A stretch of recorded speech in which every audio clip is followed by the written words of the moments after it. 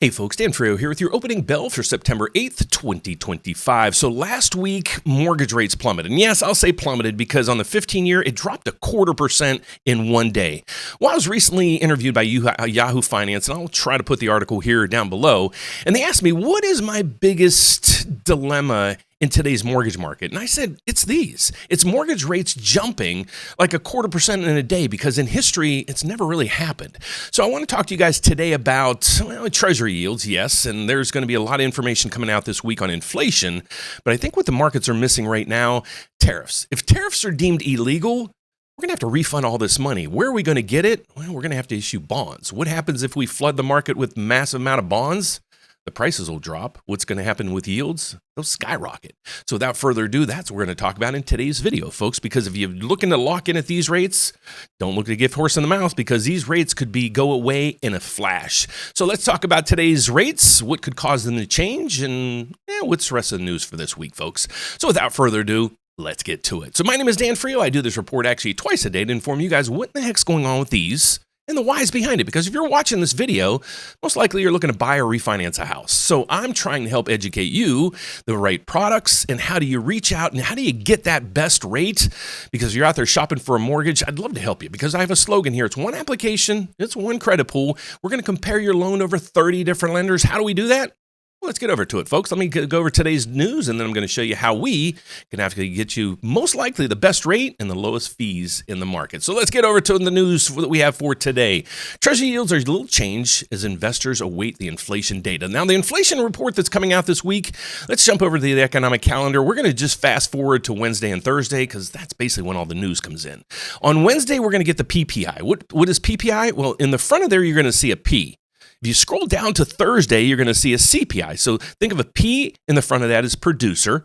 The C in the front of the PI is consumer. So we got producer inflation coming in on Wednesday. And then on Thursday, we have consumer inflation. And it's going to be a whole assortment of numbers. They're going to be core, what they call core, month over month, year over year, and a whole slew of things. Here, let me explain these to you real quick.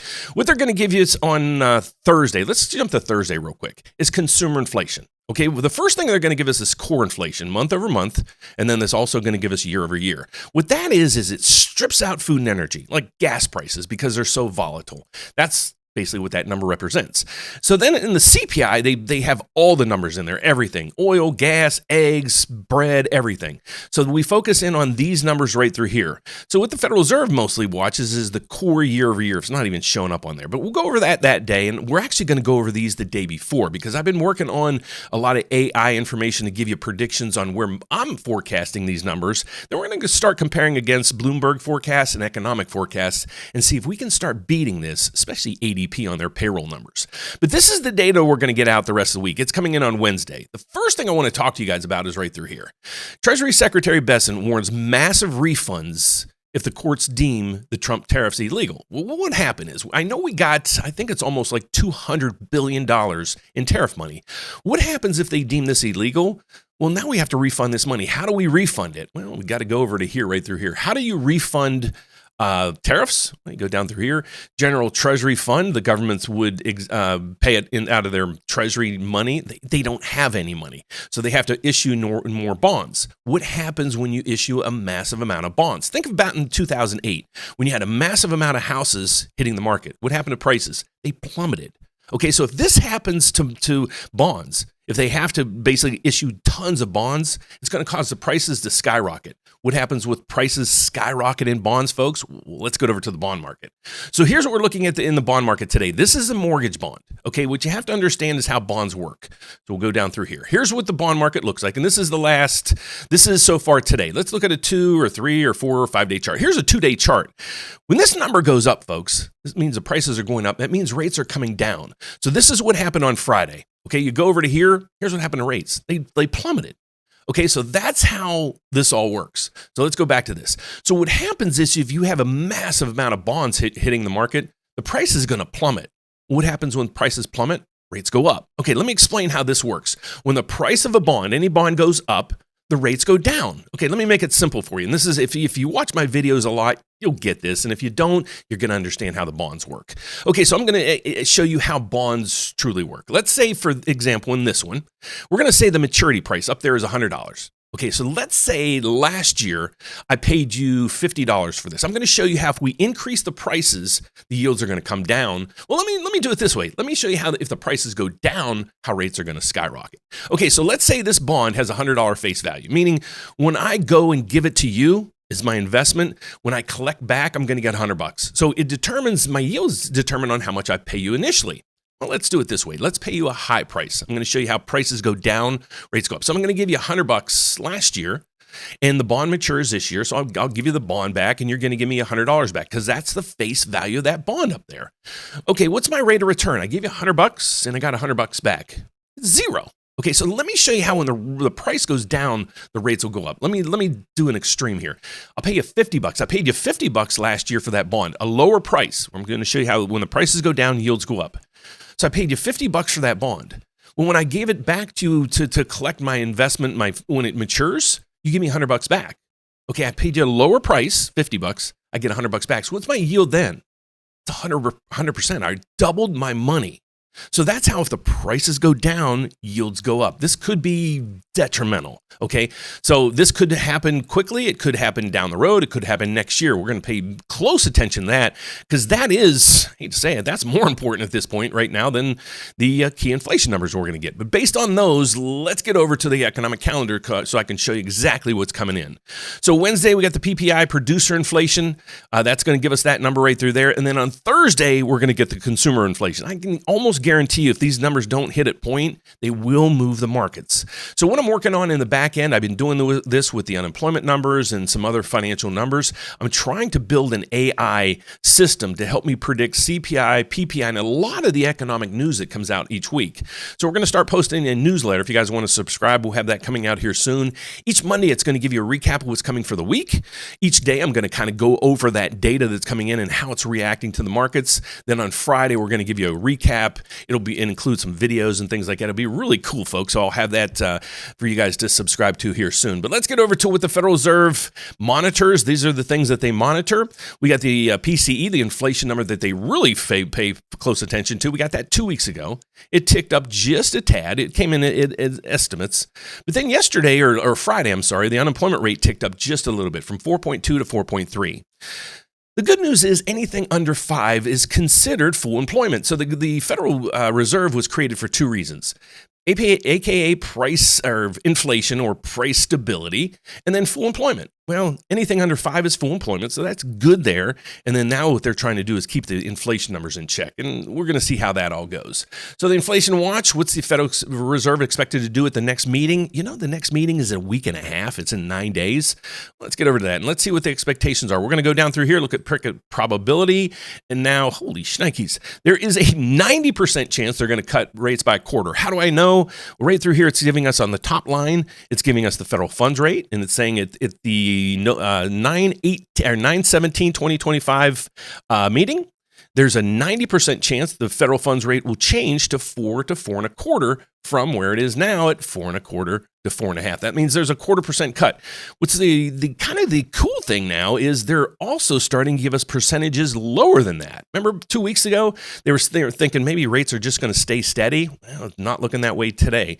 Maybe there's a 90% chance of a cut. And now it looks like big odds that they're going to cut again in October or December. That data is going to be completely dependent on the tariffs and the inflation numbers and also unemployment. So we're focusing on those. Those are the key elements that will be affecting these. And that's the whys behind it, folks. So stay tuned the rest of this week. There's really no data coming in today. Let's look at the markets that we're seeing right now. We got the MBS up 4 ticks. That's not going to do anything for rates today. Let's get over to CNBC. We'll see what the stock market's doing to give us a little precursor there.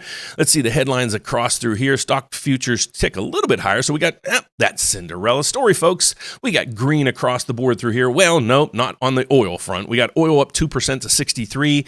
Still okay with that. We want oil to stay below $65 a barrel for inflationary purposes. We got the 10-year Treasury. It is down to 4%, almost 4%, 4.07. Let's get over to crypto, see where that's going for the day. Nice, it's 112. So not a bad market out there today. Cryptos are up. Most of the equities are up. Bonds are, well, the bond market over there is not doing, or down a little bit. We got MBS is down 4 ticks, meaning mortgage rates aren't going up today. but they're not going down either. So don't look a gift horse in the mouth, folks. We had last September, the same thing kind of happened, where rates went down to 6.2, almost exactly where we are today. Federal Reserve came in and cut 50 basis points, 0.5%. Within 4 business days, rates ran all the way up to 7%. Why? I'm going to explain that to you in tomorrow's video. Why mortgage rates, could they pop back to 7%? Well, they could, and there's a lot of indications up through here that there is inclinations. If there's not settlements here, it could happen, folks. So lock in while you can. I'm not trying to scare you, but this is a big to-do. So monitor what's going on with the tariffs. That'll let you know what's going on with mortgage rates. Thanks for watching, folks. I will be back later today with a closing bell to let you know how this mess ends for the day. But so far, equities are good, bond markets are stable, and the economic news so far, really nothing out there to be concerned about. So thanks for watching. If you haven't subscribed yet, folks, I'm trying to get to 40,000 subscribers. If you can help me get there this month, we're 1,000 away. Click down below. I'd love to help you, have you as a subscriber, helping me get my information out to more and more people. Now, who am I and what do I do? That's the final thing you're probably asking. You're like, Dan, at the beginning of the video, you said something about one application, one credit pool. We're going to compare your loan to 30 different lenders or more. How do you do it? Well, here we are. So, folks, my name is Dan Frio. I'm actually a federally licensed mortgage loan officer. I work at a bank that has a license throughout the whole country as well as Puerto Rico. So that means I can help you anywhere out there. But the unique thing is we're also set up with 30 other lenders. There's actually 33 other lenders. Why? We want to make sure when you guys call, if we can facilitate you with one call. And that's why we're saying one application, one credit pool. We're going to compare your loan to 30 different lenders. What we're going to do is we're going to get you approved. And then my bank is set up with 33 other lenders. We can use their products and their rates. How do you get involved? We'll just go to therateupdate.com. If you're looking to buy, you got to check out this video right here. It is giving you up to $7,000. And the benefit here is there's no strings attached. You don't need to pay it back. Where a lot of people are getting in trouble, they're getting down payment assistance loans that need to be paid back. And then when they're closed, when they bought the house was 7-8% interest rate. Now they're at 6 something. Now the people are going to refinance and they can't, because now with this and the balance on their mortgage, they owe more than their house is worth. So you don't do that. So don't take a loan that has a payback or a lien on your property. Make sure you get a forgivable one. But if you're looking to refinance, we'd love to help you. Just click the refinance button right through here. What this is going to do is allow you to tell me what rate you want to refinance. Because a lot of people last year, they're like, okay, I'm going to wait. Rates are at 6.2. Now I want 6%. I'm going to wait. And rates ran all the way back to 7. Don't miss it again, folks. Just click the refinance button. Tell me exactly what rate you want to lock in at. What's going to happen is when the rate hits it, I'm going to personally reach out to you, go over the numbers, break down the cost, let you know what it all looks like. If it's something you want to do, we'll get the paperwork started and lock in. If you're like, let's wait a little longer, wait and see if rates go down a little bit further. So that's our report for today, folks. If you'd like to reach out to me for some assistance, please do. We are buried right now, so we're trying to catch up. So if you need some assistance, please reach out to us. Go to our website. If you need quick assistance, I would strongly suggest you give us a call at 844-775-5626, or you can ask me a question right here or apply right there. You got all the buttons you need right up through there to get started. Thanks for watching, folks. God bless. Have a fantastic afternoon. See you here at the closing bell. Take care. Bye-bye.